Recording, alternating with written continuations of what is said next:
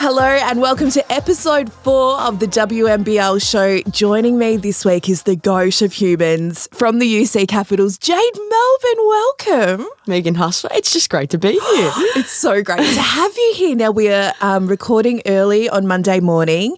We are so lucky to have you here in the studio because the Caps played in Melbourne last night and you haven't flown home yet. So we're very happy to have you here. I know. What about the timing? So, yeah, happy to be here and looking forward to, what we're going to talk about. We've got lots to chat about today. But first of all, how are you? Because you've been in the injury ward on the sidelines. Give us a bit of an injury update. Yeah, I'm feeling really good. I think I'm super lucky that I've got really great doctors and physios at Canberra. So as soon as the injury happened, they were all over it. Scans were done. I'm pretty much back into full training this week. So, we're looking forward to getting back on the court with the girls. We got Adelaide on the 30th, so I'll be there for that. So an ankle injury, and you did it in the final minutes? In the third. Yeah. Was that against Townsville? Yeah, so I just jumped up and didn't realise where everyone's feet were.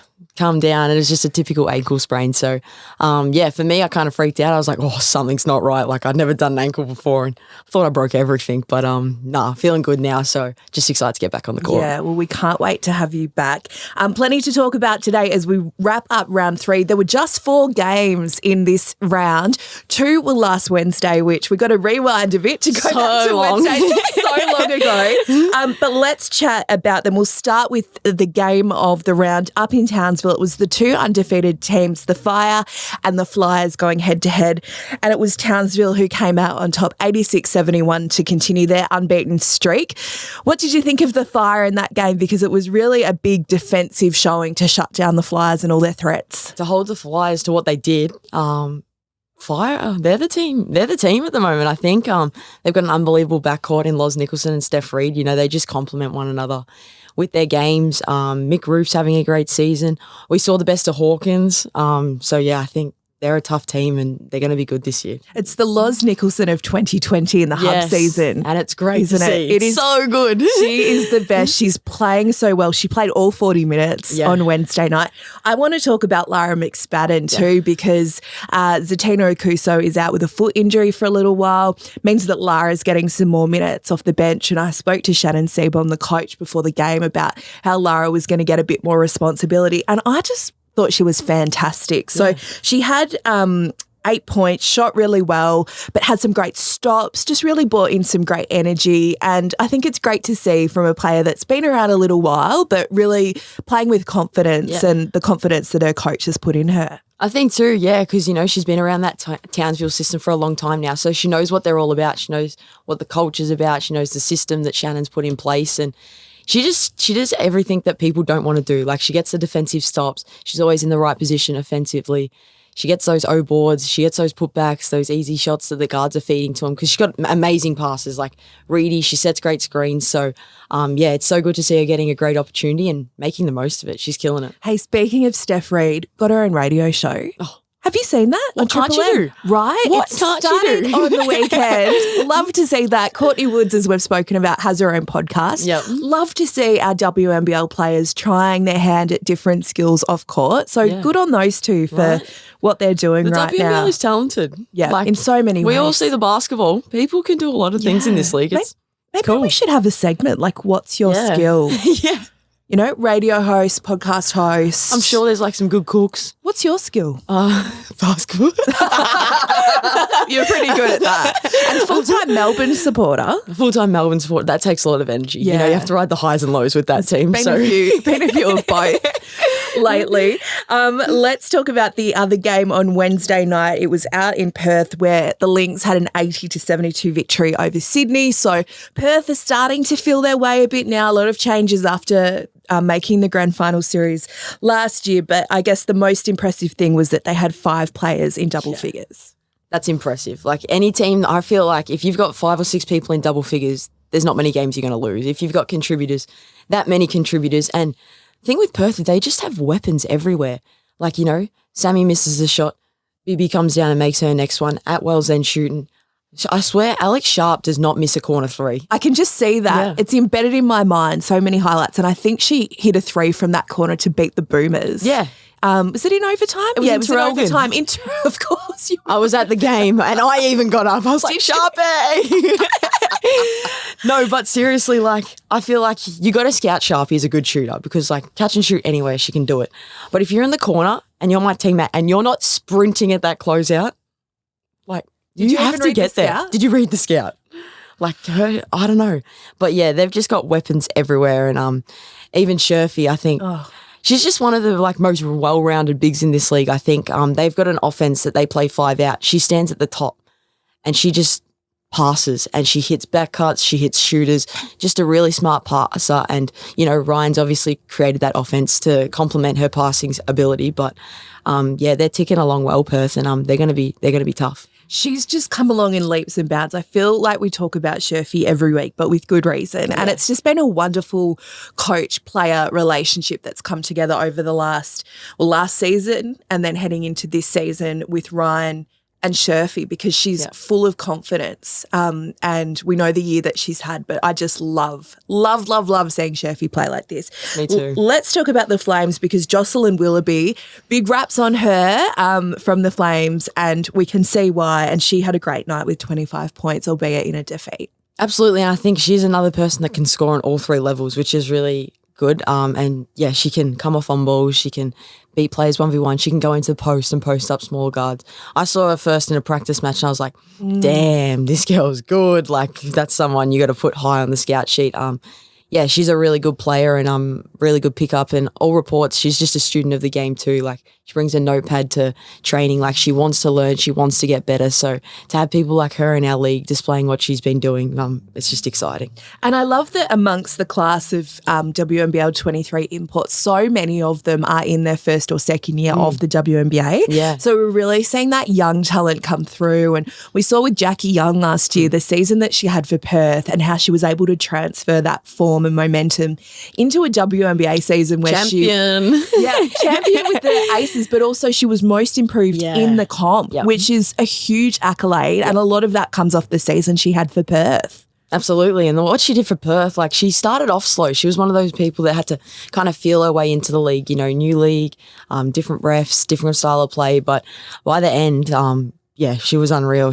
Her pull-up jump shot was something that I'd never seen before. As you said, it took a little while for her to get going, whereas Mabry came out in the first week and just went off. God bless her. Yeah, I am here. I'm here. Love Mabry. But then when she was out for a while with that foot injury, Jackie Young really stood up then. So, I miss them. Yeah, no, just like watching people like that, like, it's just exciting. Like, it's not great when you play them. I mean, it is good because you love a challenge, but at the end of the day, it's like, I just love watching people like that are so good at basketball playing our league. It was awesome. That's how I feel about you, Jade Melbourne. Stop it. Let's keep the good news coming because Adelaide have their first win of the season after 3 defeats to open their campaign under 10 points. Yep. They saluted against the Flames on Saturday night, and Nat Hurst has her first career win as a coach in the WNBL. Did you see all the girls? They got her after the game, which was awesome. And that it just shows how good of a coach and how much respect they have for Nat Hurst. Water everywhere, like, they just loved it. So it was a good sight to see for the girls. They love her, and it was so well deserved because they've been so close. Obviously, got close to Southside, and then they've had Townsville and Melbourne. So you could say 3 finalists, really. I mean, there's certainly sides in the top 4 at the moment. So it was a tough start, but they were thereabouts. They finally got the reward. Steph Talbot, we spoke about her on the show last week. She looks set to miss a few weeks, but she started. She is made of tough stuff. Talbot's never going to miss a game. I think we all know that. I mean, she's unbelievable, right? She's, not probably the favourite to win MVP for no reason. Like, she's an unbelievable player. And the cool thing was she didn't even have to really get going in that game for Adelaide to win. They had contributors from everyone. But yeah, Talbot's a star and she's not going to miss many games this year. And you talk about MVP. I think sometimes we forget how consistent she is in the comp. So runner-up to Annalee Maley last year in the MVP for the Susie Batkovic medal, won it the previous season in the Hub. So she won everything that season. Defensive Player of the Year, All-Star 5. She needed like a, a trailer or a wheelbarrow just to wheel her awards out of there because she was carrying them around like this. I was like, oh, Talb's like, can I give you a hand? She won everything. Cannot believe that is 2 years ago. We need to talk about Lauren Mansfield. Yes, she is in incredible form. She's got a pep in her step, back in her home state, and she is absolutely flourishing. She's thriving in that environment. I mean, she's an unbelievable player, and we all knew that, but to go 7-7 from the 3-point line, like people dream of that. Like, oh, it was just unbelievable. And she was just making them. She was pulling up. She was making off the dribble. She was making them from 2 feet away. It was just like, if you left her any space, she was just putting it up and it was going in. I was like, hats off to you. Like that's awesome. Like, so to see what she's doing, and she brings everyone into the game. She threw a couple no-look passes. She just has fun out there, and she looks like she's really enjoying being back in Adelaide in her home environment. She said after the game that her family and friends were watching. So I'm super happy that she's back in her home state, happy playing basketball again. And yeah, she's going from strength to strength every game. She really is. And she picked up where she left off last round. We know she went off in that last quarter and got Adelaide back into the game against Townsville. And Blicky sat here last week saying, well, if you can do that in the last quarter, what about 16 next week? So she wasn't far off, but that was a magnificent shooting performance. Now, there was some questions going around on Twitter on the night about whether it was a league record. It's not a league record. Belinda Snell holds the record from 2005 when she had a fit piece. Oh. So scoring record for Belinda Snell. Thanks to Dean for tweeting out. I'll retweet it actually if anyone wants to check, but Dean's always across all the stats in this league. So she wasn't far off Mansfield, but I think it's Belinda Snell, Michelle Timms, someone else, Mansfield. It's fair company to be in. Couple of greats. Couple of goats. I think Loz will be happy with that. I think so too. They were terrific. I want to ask you about something that's caught your eye at the weekend and across the season so far, and I have a funny feeling it might be someone from Adelaide. Might be someone from Adelaide. I have to give a shout out to my girl Izzy Borlase. I think she's killing it this season. Just to see her come in, like to have 25 points on your first game. Like you remember your debut game forever, and she's gone in and had 25 and 9, acted like she's been playing in the league for ages. And the thing with Izzy too is I don't think she realises how good she can be yet. Like she goes, oh, I was a bit nervous for that game. Like, no, Izzy, you're a star already. Like, just seeing her thrive. She gets to the rim just effortlessly. She can score the 3. She's strong as she can defend anyone. And just seeing her do her thing this season, it makes me happy. We haven't really seen these kind of performances since the hub of 2020 when you were doing it. And Jade, I tried not to laugh when you were just talking because that's what everyone told you in your first season, how good you were. And you would be like, oh, I was a bit nervous. Oh, just playing my role. And you were just, what? How many games into your WNBL? Well, you started in your first WNBL game. Yep. Against Adelaide. Who were you playing on? I had to guard Steph Talbot, who went on to win the MVP. Did she get votes in that game? She probably got all 3. However many votes you could get in that game, Talbot had them all. So that was round 1 in Townsville. When was it that you won your first game? It was the next game. So we played 4 days later. Yeah. We played Townsville and we were able to get the job done there. And then you hit the winner against Perth in Cairns? Yes. Yeah. How far into the season was that? 2 weeks? I think it was 6th game. 2 weeks, which was 6 games back then. 6 games, yeah.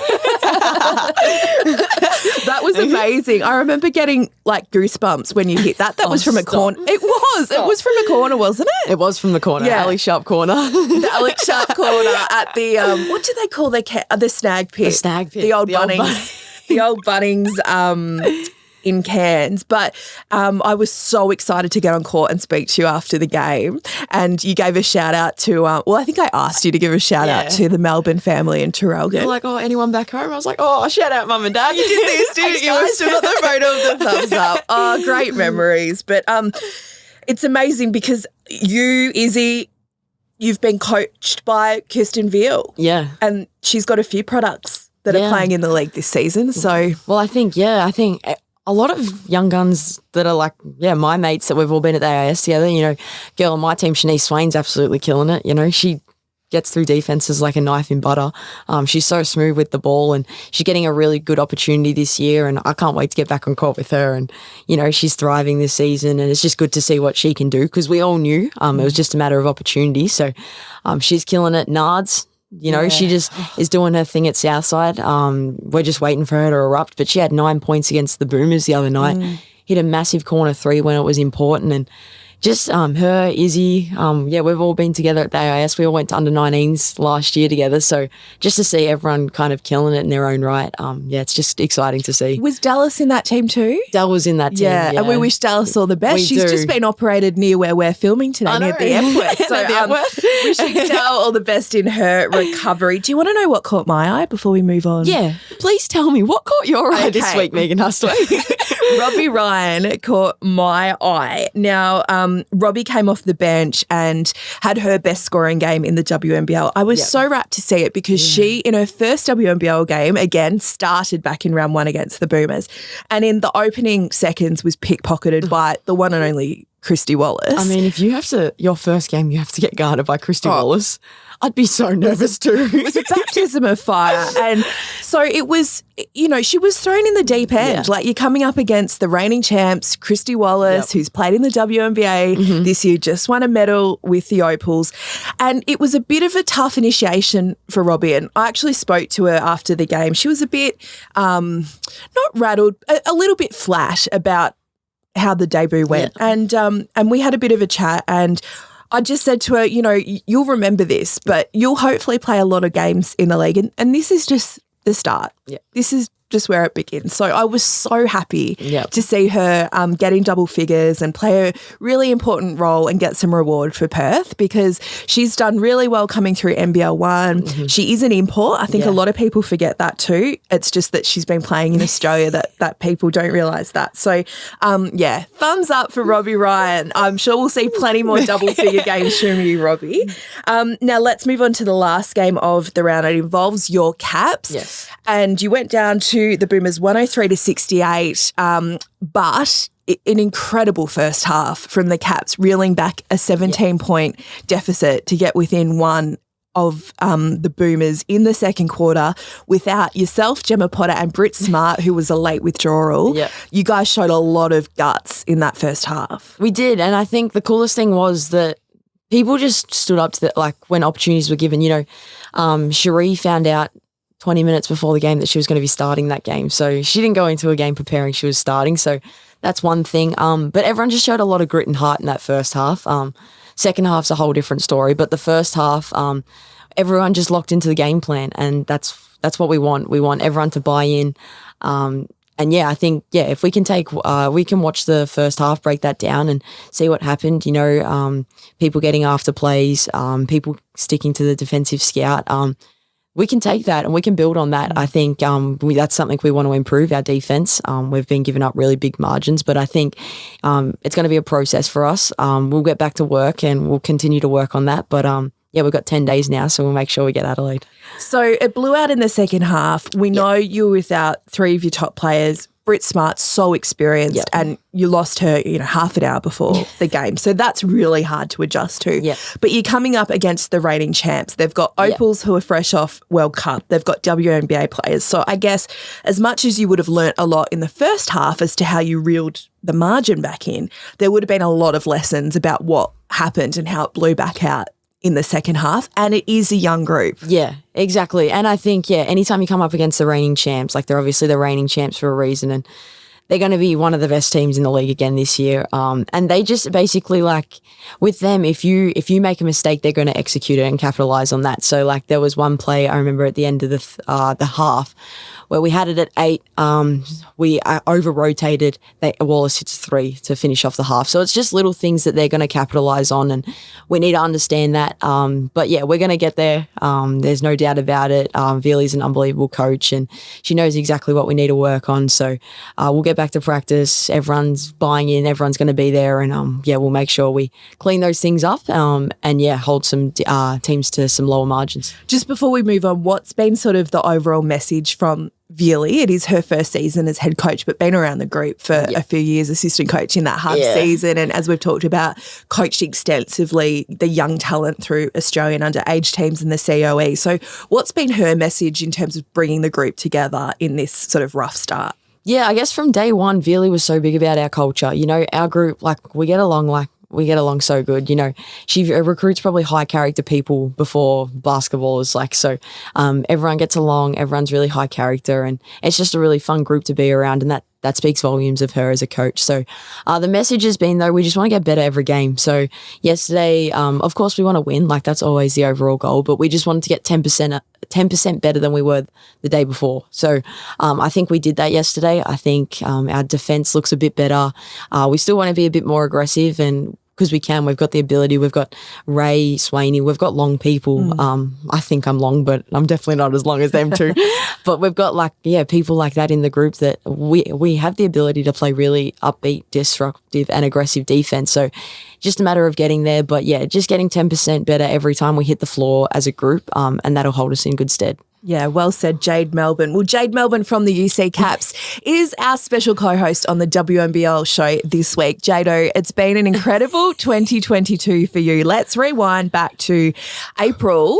Seems a million miles ago now, doesn't it? It's November. It is November. It's flown this year, and with good reason, because you've been a busy beat. But let's go back to April when you were selected by the Seattle Storm in the WNBA draft. Where does that rate in terms of moments, highlights in your young career so far? It's definitely the highest for feeling most nervous on a day. But no, that was probably pretty high. I think, kind of realized that my name was kind of being thrown around. I didn't really believe it when my agent was telling me, but yeah, kind of a month out, I was like, oh, this is like a legit thing. So yeah, obviously we like made a little day out of it. My dad has a pub. I'll give him a shout out because he'll love it. The Crown Terrelgan. So we all went there. And yeah, just celebrated the day. So we had it up on the big screen. I had my mum, dad, a couple of friends, a couple of people from my local basketball association there. And got to kind of the last picks. I was like, oh, will I go? Will I not? And then, my name popped up on the board, and it was a really cool feeling. I think, playing at the highest level has always been a massive goal of mine, and getting drafted to the WNBA. So, I know it's only the first step in the journey, but it was a really cool day, and to be surrounded with great family and friends made it extra special. So you see your name before it's called out because of the delay. I remember being with, I was very lucky to be with Ezzy on her draft day with her agent and her parents. So it was just the four of us in Bruce Cater, her agent's office in Essendon, like early on a Tuesday morning. And then I was at Shyla's draft party. She had a Sweet 16 that was an event in Sydney last year. The donut wall? The donut wall. I was like, but it's really interesting because of the delay. I remember Bruce and even Shane Hill last year, they sort of hear it, like if they're watching through the app, hear it before it comes up sort of on ESPN. So was that did you see your name before they read it out? So mine was actually a bit different. So they kind of read the first, say 15, 16 picks. And then after that, it's like they just kind of let it flow behind this. So you were a scrolling graphic? I wasn't read out. So that, I think, because then it's not the 5-minute delay. They just come up at any time. So I think there's a video of me. I've just got my head in my hands, elbows on the table. I'm feeling sick. And then because I sort of knew that if I was going to get picked up, it was by Seattle. So I saw that they had the 33rd pick, and I was like, all right, if I'm going to go, it's going to be to this team. And then I just see a 4-letter name. It started with J, and then I hear a scream behind me, and I'm like, oh, it's me. Is that Shaz? It was probably Shaz. Someone, and then someone obviously had really good eyesight. But yeah, then we all kind of yelled and screamed, and then popped a bottle of champagne, and it was a good day. It was a good day too because you got a few DMs, a few follows on Instagram from some absolute goats of women's basketball and soon to be teammates. Tell me about who popped up on your Insta. Yeah, I think the coolest three for me were probably Talbs. Talbs messaged me probably within half an hour, and she was like, congrats, looking forward to it. And I think Talbs was actually taken at pick 33. So she was like, it's a good omen. So I was like, when Talbs told me that, I was like, okay, this isn't so bad. And then Ezzy messaged me as well, and so did LJ. So just seeing that Aussie-Seattle connection was really cool to me. That was really cool. And they were ones that I was like, oh, this is awesome. I feel part of it already. And then two of the big dogs, Sue Bird and Brianna Stewart, also messaged me. And that was really cool too. Just their names in my DMs. I was like, oh, this is so cool. It was just like congrats, welcome kind of thing. And they put it on their stories as well. And I was like, oh, did you awesome. Check your story views after you'd been shared by like Sue Bird? Oh, no. You should have checked how many views you had because you would have got all her audience. And did Stewie follow you? Yeah. So that was pretty cool. Oh, my goodness. This is so great. What does it mean to go to Seattle, which is basically the Australian WNBA team? You mentioned some of the players that we've got there now in Talbs and also Ezzy, LJ, an absolute legend of the Storm. You know, they retired her number 15 and we've had, you know, so many players in between, Jenna, Abby, the list goes on and on and on. Does it sort of feel like, you know, a familiar home you might be going to in the WNBA? Yeah, I think they wear green and gold. So I think that's one of the coolest things, you know, it feels like you're playing not for Australia, but that connection's like already there. And yeah, like you said, like they've kind of paved the way and, you know, they've obviously put in a good word or made a great name for Australia basketball and stuff like going over there. So yeah, to follow in kind of their footsteps, it makes it, I feel like a bit more special. So when Seattle did pick me up, I'm like, oh, like Aussies are there. And it'll be kind of cool too, like hopefully when I go over to training camp, which I'm planning to in April, you know, hopefully Talbs and Ezzy are still there. And even Sammy was there a couple of years ago. So yeah, I think, and they're such a successful franchise too. So I think it makes it all that little bit more special. Sammy, two-time WNBA champion with Seattle. You mentioned heading to training camp next year. So you've taken the path, I guess, where you have opted not to go to college and play in the WNBL, which means you're now into season 3. Mm-hmm. So you're 20 years old? Yes. 20 years old and you'll have 3 WNBL seasons under your belt. Surely that's something that Seattle looked at, but you'd be so content, I'm sure, with the journey you've chosen to take. You know, by the time you get to the WNBA, you've had some big experiences at senior basketball. For sure. And, you know, I could have gone this year, but I think, I just think like personally, I wasn't ready to go over there and I would have gone in to the training camp not at 100%. I think I'd just come off COVID at the end of the WNBL season and just playing against imports. You know, I went against Britt Sykes every day at practice and just the level that they're at. And like sometimes she's coming off the bench. It's like I don't think like my body's like ready for that league yet. So being so young, Seattle didn't want me to come over immediately anyway. So I thought it was just kind of how everything fell into place for me was like a blessing in disguise. And I was able to go to Ballarat. I had a really good off season there. So that's really what I wanted, just a season to work on kind of me. Being at the COE, you never really have an off season. So just that opportunity to like, you know, get stronger, work on my jump shot, just all these little things, fine tune my game. Hopefully I can come off a really good WNBL season. I'll be back on track next week. And then, go over there fully confident that I can secure a roster spot. So you had a goal in 2022, which you've told me a bit about, and that was involving a training camp and a trip to a particular place overseas, and you achieved that this year. Tell us about the goal that you did set out to achieve and you did so. Yeah, so for me, I decided that I wanted to go to the New York camp with the Opals. I saw that kind of in the calendar and I was like, that'd be cool. Like if I can make it to there, like that'd be awesome. And don't get me wrong, once I got over to New York, like obviously I wanted to make the World Cup team.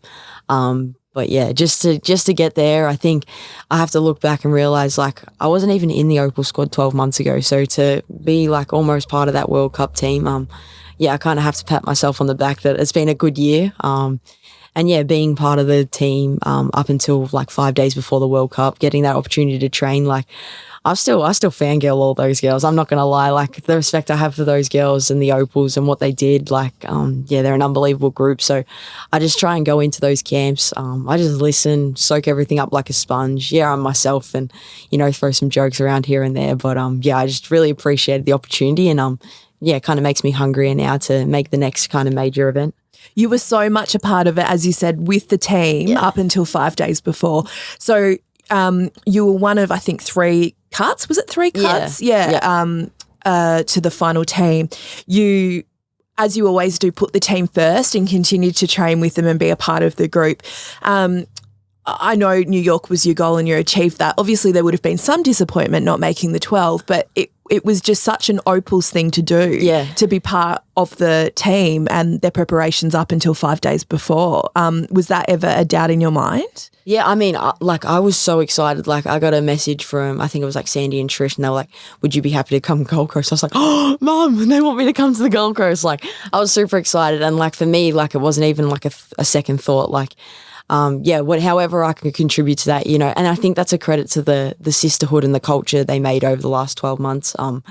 As soon as I got that opportunity, like, it was a no-brainer. Just being around those girls, like I said, like, it's just another opportunity for me to learn. I got the opportunity to play in like 3 practice games with them, and just being on court with them, getting to know them more, like, it's just awesome for me. And I really appreciated them reaching out and asking me to train. I'm sure they would have appreciated my time, but it was really cool.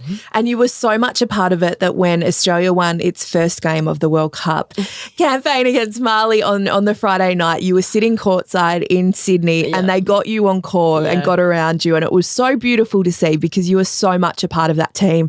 How excited were you that they got that first win, and what was it like to be embraced on court? Yeah, I was stoked. I was cheering on every possession. I was there the night before and felt the disappointment they would have felt when they lost against France. But yeah, like, it was so cool. Like, Madge came over to me and put her hand out, and I was like, oh, like, you give me a handshake. Like, I thought I was going to go give her a hug or something. And then she like dragged me and I was like, oh, here I go. But the recognition, I guess, for them to come over and get around me. I was stoked that I could be in that huddle and get around them and tell them that they were killing it. So, they're just an awesome group to be around, and, a bronze medal.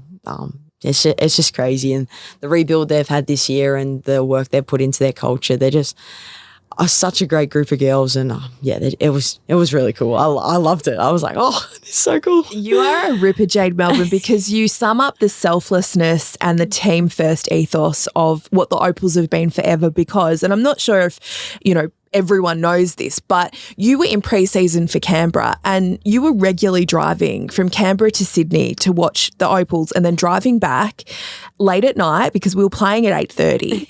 And I couldn't believe it when I found out that that's what you were doing. And you were, in a tough pre-season. You were probably missing out on a bit of sleep. But to me, that just summed up who you are, that you were coming to support your teammates and then, driving back to Canberra at all hours to, train the next morning. So I think that just completely sums up who you are and why you will be an Opal for many years to come. So good job, Jade Melbourne. Thank you, Megan Hustwaite. But no, I guess at the end of the day, I'm a country girl, so 3 hours down the road wasn't too far.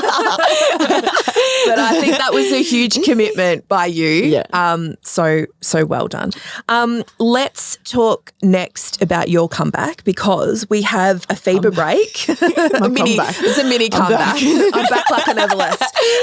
It is a mini break. So we've got a FIBA window, which means there'll be no games this weekend. And then round 4 on Wednesday, November 30. And it's Adelaide Lightning hosting UC Caps. And you'll be back. I'll be back. It's going to be a great game and you must be so pumped to get back on court. Yeah, I'm so excited. And I think for me too, like, just who I am, like, I want to be on the court with the girls. Like, we had a defensive session this week and like we stripped it back to the basics and I'm like, damn, like I'm missing out on doing that like with my team. And it's a real problem solving phase for us at the moment. So yeah, just to be back this week, on Thursday's our first team practice and, I haven't got the all clear from the physio yet, but I'm pretty sure that I'll be in practice on Thursday.